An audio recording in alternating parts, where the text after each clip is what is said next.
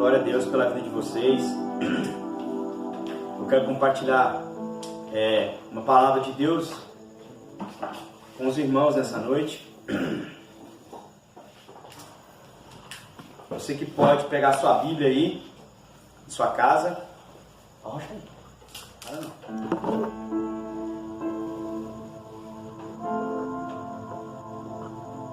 Abre comigo a sua Bíblia no livro de Atos. Atos, capítulo 1. Para você que não me conhece, meu nome é Rafael. Eu sou pastor da Igreja Metodista em Ponte Alta do Tocantins. Pela misericórdia e graça do Senhor, né? E eu quero compartilhar com você nessa noite uma palavra de Deus para esse momento que nós estamos vivendo. A gente não pode mais estar reunido no templo, mas isso não nos impede de estarmos reunidos como igreja. A igreja não é o templo. A igreja é a reunião e a comunhão dos santos. Portanto, se nós estamos juntos, seja através da internet, seja através das orações, nós estamos em comunhão. Não é verdade? Abre sua Bíblia no livro de Atos, Atos no capítulo 1. Nós vamos ler do versículo 6 ao versículo 11. Atos, capítulo 1, versículo 6 ao versículo 11. Saiu aqui? Não tem problema não. Atos, capítulo 6, capítulo 1, versículo 6, saiu, ao versículo 11. Vamos ler o que diz a palavra do Senhor. O texto sagrado diz assim: Então, os que haviam reunido-lhe consultaram: Senhor, será este o tempo em que restaurará o reino a Israel? Ele lhes afirmou: Não vos compete saber as épocas ou as datas que o Pai estabeleceu por sua exclusiva autoridade.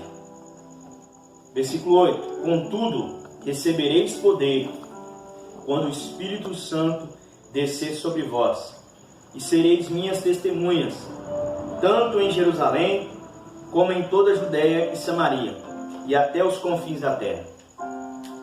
Tendo dito estas palavras, foi Jesus elevado às alturas, enquanto eles o contemplavam, até que uma nuvem o encobriu da vista deles.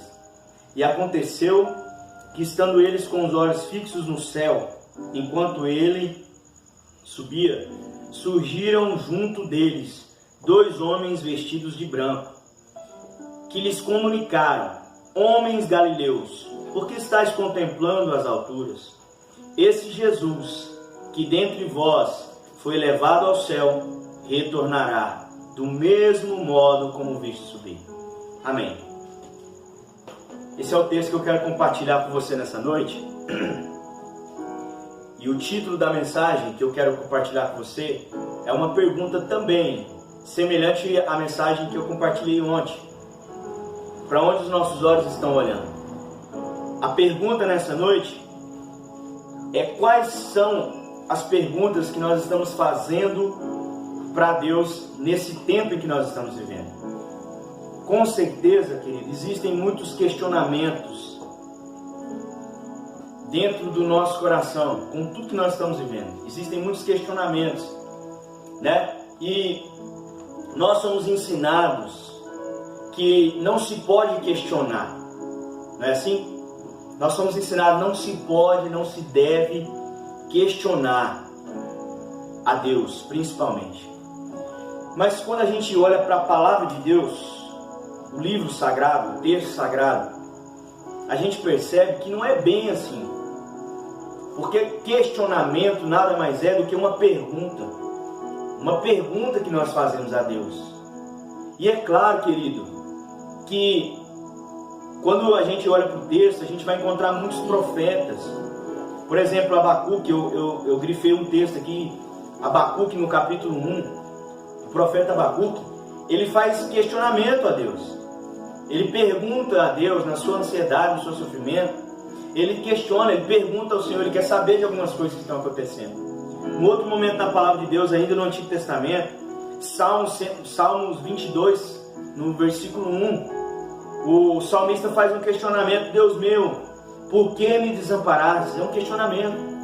Jó faz um questionamento também ao Senhor, no capítulo 7, versículo 20. Por que fizeste a mim um alvo para ti, para que a mim mesmo me seja pesado? O próprio Jesus, querido, quando você vai ler os evangelhos que contam, que narram a história, a vida de Jesus, você vai perceber que o próprio Jesus foi alguém que respondeu muitas perguntas. Ele era questionado sobre oferta, sobre traição, sobre adultério, tantas questões que ele respondeu. Então a gente, na verdade, precisa entender que não é errado perguntar, questionar, ficar querendo uma resposta de Deus. Esse não é o erro, né? Deus, ele responde perguntas feitas. Agora, uma coisa que a gente precisa entender: quais são as perguntas que nós estamos fazendo para Deus nesse tempo? Porque Deus, amado, não responde qualquer pergunta. Deus não responde qualquer pergunta. Pergunta sem fundamento, pergunta sem sentido, ou uma pergunta que apenas representa a nossa falta de fé. Deus não responde esse tipo de pergunta. Mas uma pergunta feita de maneira correta ao Senhor, ela vai ser respondida para você. Então eu quero de novo reafirmar o título dessa mensagem para você pensar. Quais são as perguntas que você tem feito para Deus nesse tempo? Querido, vamos olhar um pouco para esse texto. O texto de Atos, no capítulo 1, do versículo 6 ao versículo 11, que foi o texto que nós lemos, ele demonstra o início, né? Tem muito significado para nós como igreja. Porque, amado, ele é um início de um ministério começando na vida desses homens. Jesus está finalizando o seu ministério terreno, antes dele subir ao Senhor, ao Pai, mas ele está finalizando e ele está conversando, ele está tendo o último diálogo com os seus discípulos, com aqueles que iam ser responsáveis na propagação do Evangelho, na palavra de salvação. Então Deus está passando àqueles homens uma responsabilidade. E a pergunta, querido, que esses discípulos fazem para Jesus demonstra que talvez esses homens não estivessem entendendo muito bem do que se tratava a missão de Cristo na terra. A pergunta que eles fazem para Jesus está no versículo 6. Olha só a pergunta. Então os que se haviam reunidos lhes consultaram: Senhor, será esse tempo que restaurarás o reino a Israel? A pergunta, querido, desses discípulos pode demonstrar que eles não estavam compreendendo muito bem qual era a missão de Jesus, ou o que Jesus quis ensinar para eles. E a resposta de Jesus, amada, a pergunta desses homens, desses discípulos, ela responde não apenas a pergunta que eles estão fazendo, mas ela responde duas perguntas. Jesus, quando dá a resposta, responde duas perguntas. A primeira resposta de Jesus é que significa que a preocupação daqueles discípulos, presta atenção nisso, não era com o reino de Deus. A preocupação daqueles discípulos era com o reino de Israel. A pergunta, amado, que aqueles discípulos estão fazendo para Jesus demonstra que eles estavam preocupados com a nação deles. Eles estavam preocupados com o problema deles. Eles não estavam entendendo o que Jesus estava dizendo para eles, que a missão deles não era apenas em Jerusalém, não era apenas na Judéia, mas a missão deles era até os confins da terra. E o que Jesus está dizendo com essa resposta? Jesus está dizendo que o reino de Deus é maior que o reino de Israel. O reino de Deus é maior que a nação deles. A resposta de Jesus diz isso. Uma segunda coisa que fala a resposta de Jesus está no versículo 7. Olha só o que Jesus diz para eles: não vos compete saber épocas ou datas que o Pai estabeleceu por sua exclusiva autoridade. Uma segunda resposta que Jesus dá, implícita nesse texto, é que não cabe a nenhum de nós tentar adivinhar quando será a volta de Jesus. Não cabe, querido. Jesus elimina essa possibilidade, a possibilidade da especulação. E aqui, amado, só abrindo um parênteses, que rápido, né? A gente tem visto muito isso, principalmente no tempo que a gente está vivendo. A igreja, ao invés de se ocupar com aquilo que é a sua vocação, revelando a vontade de Deus, revelando a palavra de Deus, muitas vezes está ocupada em especular. Será que essa é a vinda de Jesus? Será que esses são os sinais da sua vinda? Mas Jesus deixou bem claro que ele não cabe a nós. Esse não é o nosso papel como igreja. Nós não fomos chamados para especulação. Nós fomos chamados para revelar a vontade, revelar a glória, revelar o caminho, ser luz, ser sal, sinalizar para o mundo a salvação em Cristo Jesus, através do seu Evangelho, através da sua palavra. Então, nessa resposta que Jesus dá, ele responde essas duas questões: que o reino de Deus é maior do que tudo, e de que a sua volta não foi os sinais, amado. Presta atenção numa coisa: a Bíblia fala sobre os sinais da volta de Jesus. Se você já viu o texto de Apocalipse, até mesmo o livro de Mateus 24, vai falar dos sinais da volta de Cristo. Mas os sinais da volta de Cristo não é para que a gente fique especulando, será, talvez, não, querido.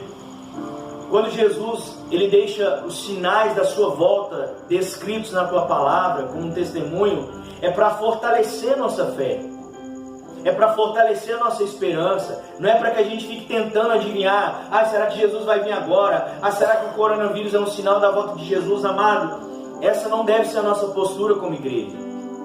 A nossa postura como igreja deve ser olhar para a palavra de Deus, para a resposta de Jesus. Não cabe a nós saber de épocas ou de tempos. Não cabe a nós.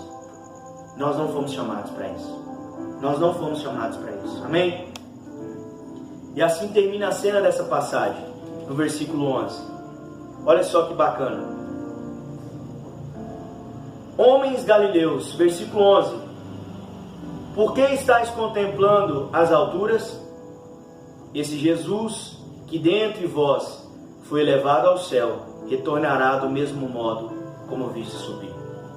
Essa é a nossa esperança, a nossa maior esperança. Ontem eu falei um pouco sobre olhar para o Senhor, aqui na nossa transmissão, na palavra que eu compartilhei, o Salmo 121. Mas, querido, olhar para o Senhor não é olhar para o alto. Perceba que esses homens estavam olhando para o alto, mas o anjo disse para eles: por que vocês estão olhando para lá? Olhem para o Senhor, porque esse mesmo Jesus que subiu, ele virá. Amado, olhar para o Senhor não é ficar com os olhos fixos no céu. Olhar para o Senhor é entender o que isso significa. De muitos lugares que o Senhor poderia habitar, Ele decidiu morar nas nossas vidas. Então, quer uma dica de como olhar para Ele? Como eu ministrei ontem? Olhe para o seu irmão. Deus decidiu manifestar a presença dele através das pessoas comuns dessa terra. Não só através de pastores, líderes. Não. Deus manifesta, querido, a sua presença em toda e qualquer expressão de amor. Deus se revela através do amor. E eu quero trazer uma aplicação para a gente caminhar para o final, porque eu não quero deixar esse vídeo muito longo. Só para que você guarde no seu coração o que Deus quer falar com você nessa noite. O reino de Deus é maior do que a nossa nação. Querido, eu sei que você ama o Brasil, eu amo o Brasil. Mas a gente tem que vencer esse sentimento bairrista de achar e questionar a Deus quando a nossa nação vai ser curada. Você prestou atenção que o questionamento dos discípulos era com relação a Israel. Eles estavam preocupados em resolver o problema deles. Jesus, quando o Senhor vai resolver o problema de Israel? E a gente não pode cometer esse mesmo erro de achar que o nosso país é mais importante do que o reino de Deus. Amado, o reino de Deus é maior do que o Brasil. Deus não quer apenas restaurar o nosso país, Deus quer instaurar o reino de Deus na terra. Todas as pessoas estão sofrendo. Você está sofrendo na sua casa? Você está sofrendo com essa situação? Saiba que a nossa nação não é a única nação que está sofrendo. Por isso, quando você for entrar na presença de Deus para fazer uma pergunta, não seja egoísta, não seja bairrista, não pergunte apenas do seu país. Deus trabalha na terra. Deus está implantando o reino dele na terra, e o reino do Senhor na terra é maior do que o Brasil. A gente não pode fechar os nossos olhos, amado, para o que Deus quer fazer. O reino de Deus é maior do que o nosso país. No livro de Apocalipse, no capítulo 5, versículo 9, a palavra de Deus diz o seguinte: Tu és digno de tomar o livro e de abrir o seu selo, porque foste morto e com teu sangue compraste para Deus homens de toda tribo, língua, povo e nação. Deus não comprou pessoas apenas no Brasil, querido. Deus comprou pessoas em todas as tribos, línguas e povos e nações. O reino de Deus está sendo implantado na terra. A gente não pode ser bairrista, ficar achando que, orando para Deus resolver o nosso problema, achando que Deus, amado, é um consertador de coisas quebradas. Vamos ter o nosso coração sensível nessa hora e entender o que Deus está fazendo na terra, entender o que Deus está fazendo em todos os lugares, na vida dos irmãos que estão em outros países. E quando nós formos diante do Senhor fazer uma pergunta para Ele, nós possamos levar em consideração que o nosso país, tem gente que até diz: Deus é brasileiro. Irmão, Deus não é brasileiro não, esquece isso. No céu não tem nação, Brasil. No céu não tem placa de igreja. No céu tem um povo lavado e remido pelo sangue de Jesus, pelo sangue do Cordeiro. Foram esses que foram comprados por Deus e selados por Deus, de povos, línguas e nações. Então, guarde isso no teu espírito, guarde isso no teu coração. O reino de Deus é maior do que o Brasil. Nós estamos sofrendo, é claro que estamos sofrendo, mas como igreja, nós precisamos agir como uma nação santa, que vai além das barreiras culturais. Amém? Uma segunda coisa que nós precisamos aprender com esse texto é que nós não fomos chamados, preste atenção nisso, grava isso bem no seu coração, nós não fomos chamados para especular. Querido, Deus não te chamou como igreja para ficar especulando.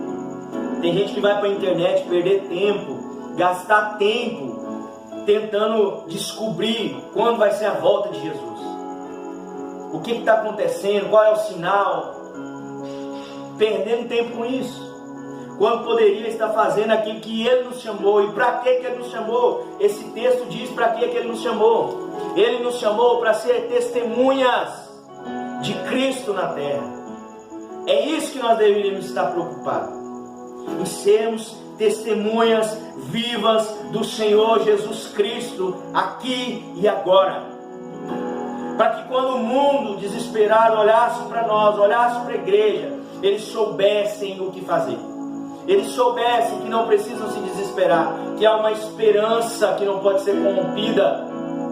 Cristo vivo em nós é a esperança da glória. Cristo vivo em nós, se revelando em nós, é a esperança da glória. E se você prestar atenção, querido, no texto, versículo 8, não é dar testemunho, porque muita gente dá testemunho das Escrituras, fala sobre elas, é ser testemunho, ser uma testemunha viva. Sabe qual a diferença de dar um testemunho e ser uma testemunha? É que quem está dando um testemunho viu um fato, mas quem continua sendo testemunho, continua contemplando pelos olhos da fé aquele que vive eternamente. Deus te chamou para ser testemunha viva nesse tempo de caos. Deus nos chamou, e é por isso que nós estamos aqui, para sermos testemunhas vivas. Pare de especular, querido. Pare de ficar querendo adivinhar a volta de Jesus. Não está na nossa, não é, eu gosto dessa palavra que o texto usa aqui, ó. Não está, não vos compete, não nos compete.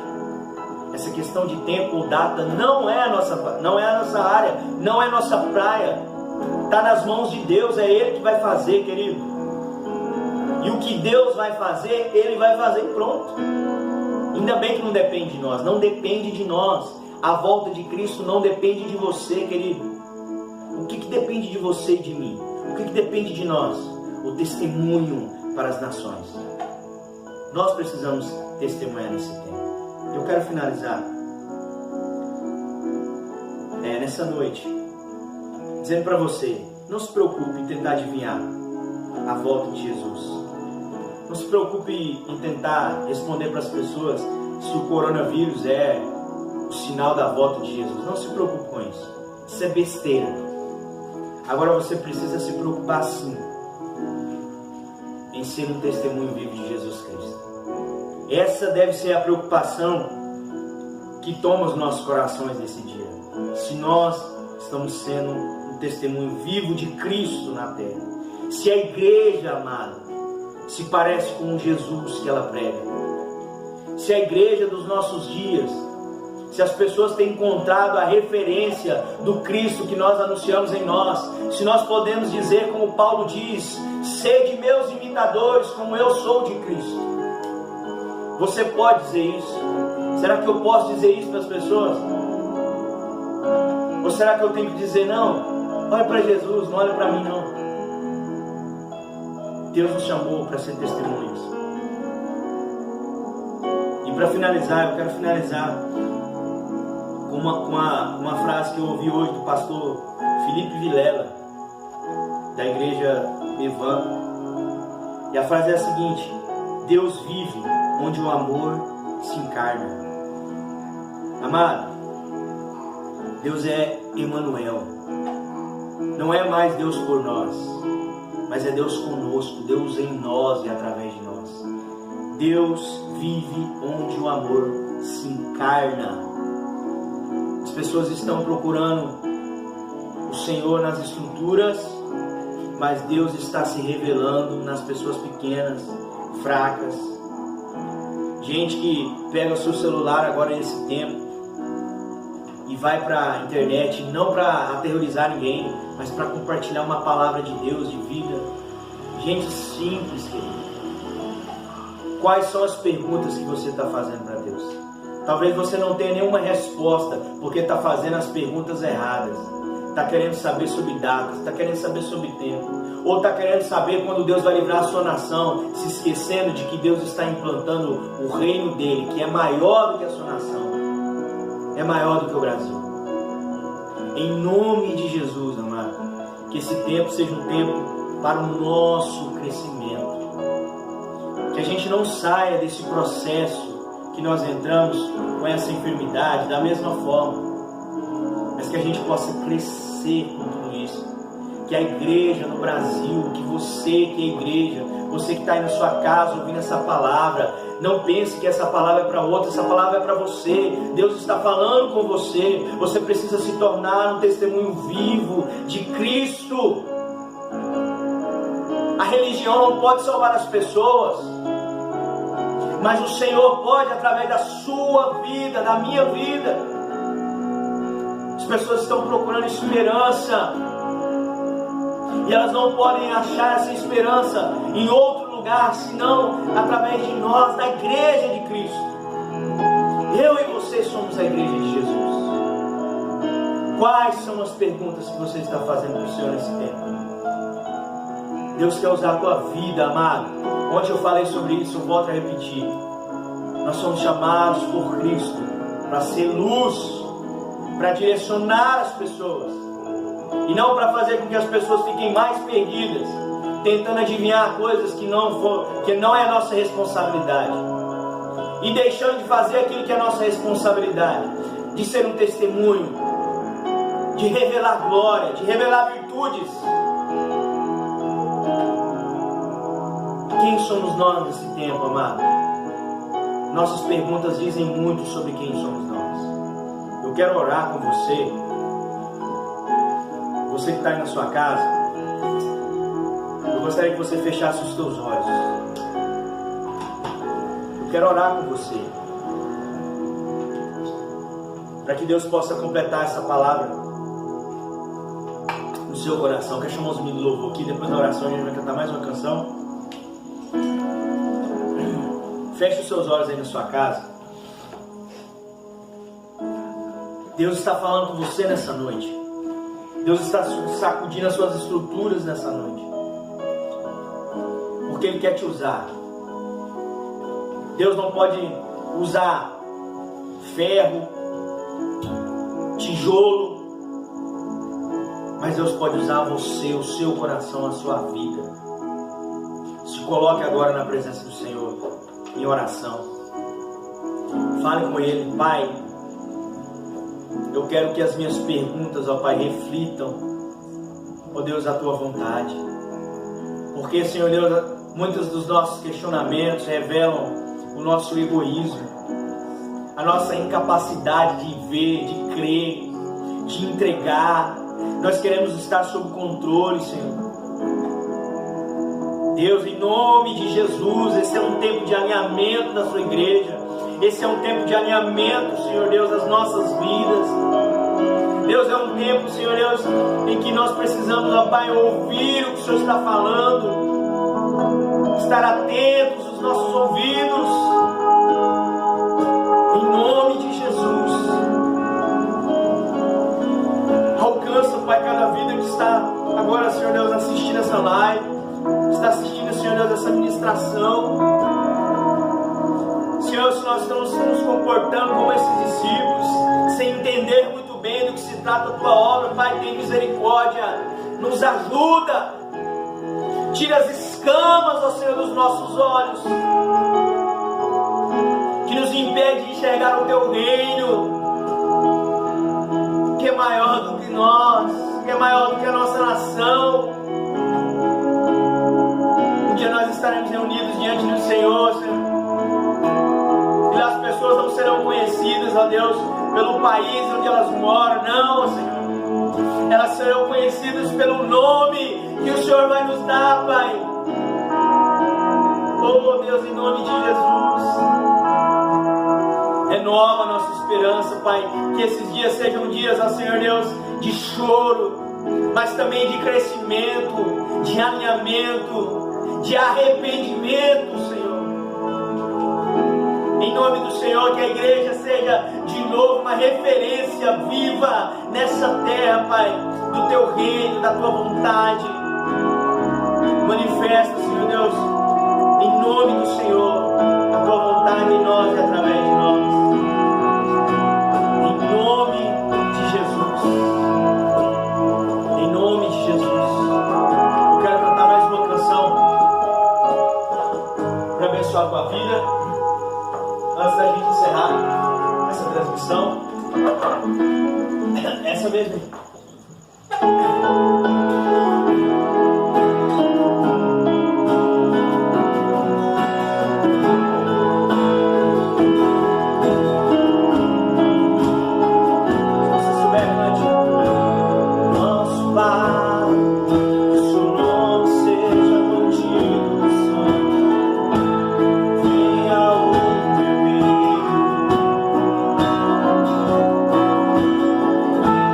Da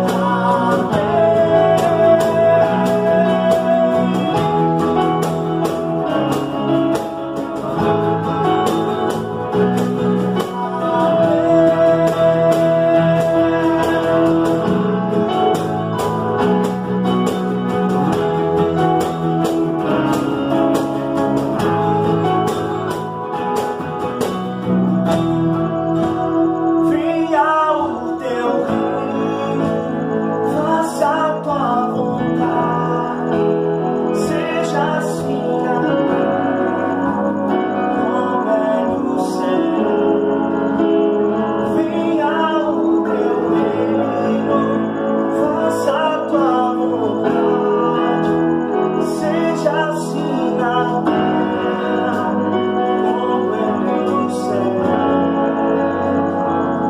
Aleluia. Que Deus abençoe sua vida. Você receba essa palavra no seu coração. Que o Senhor possa completar ela, tá bom? Na semana que vem nós estaremos aqui mais uma vez transmitindo ao vivo nosso culto sábado e domingo. Querido, não se preocupe com o quando. Essa não é nossa responsabilidade. Se preocupe em revelar aquilo que foi colocado sobre você. O Espírito de Deus está sobre nós, mas é para um propósito.